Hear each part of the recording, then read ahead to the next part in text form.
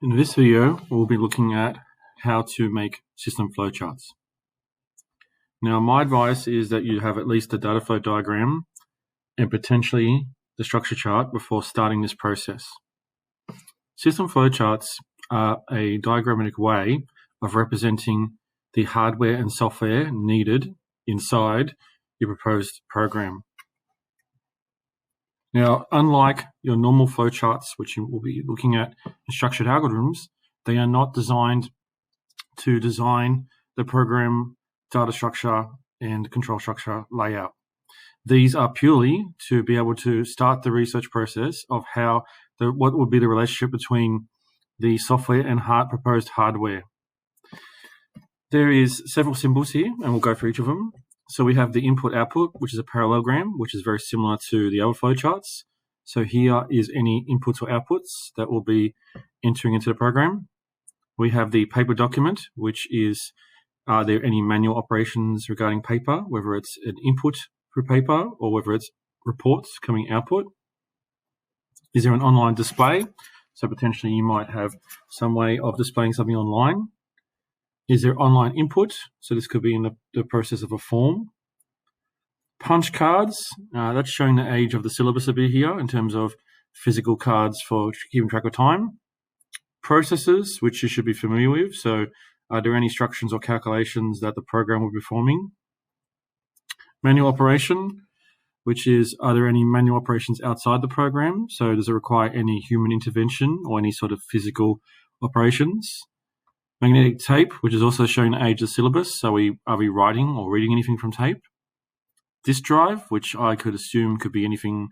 You could nowadays relate that to cloud storage and other forms of storage.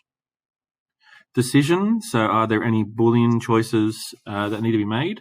And then to wrap it up, we have telecommunication links. So are we sending anything over the internet or some sort of network?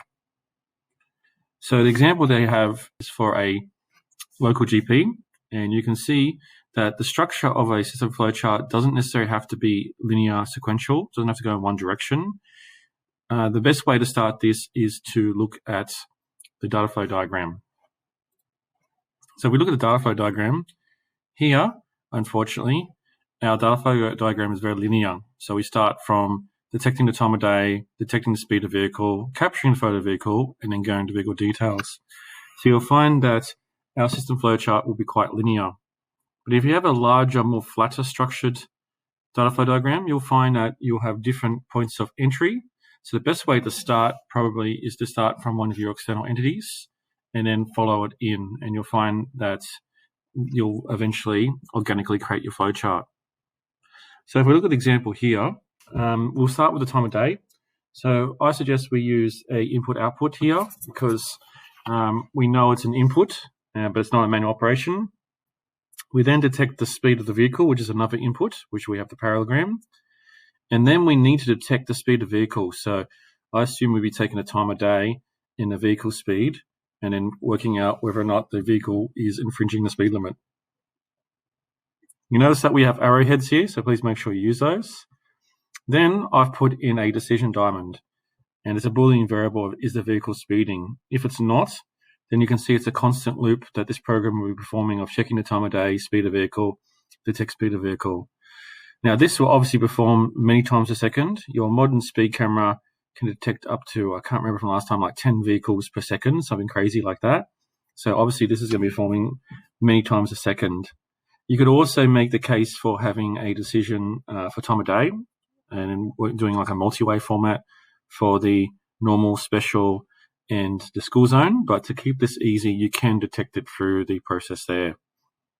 So assuming that we have got a vehicle that is speeding, then we have the yes, we then capture the flag, which is an input, because there's no other symbols there that sort of relate to it. We then process those vehicle details. So I have a process there, and I'm using a data store to store the vehicle details locally inside the camera.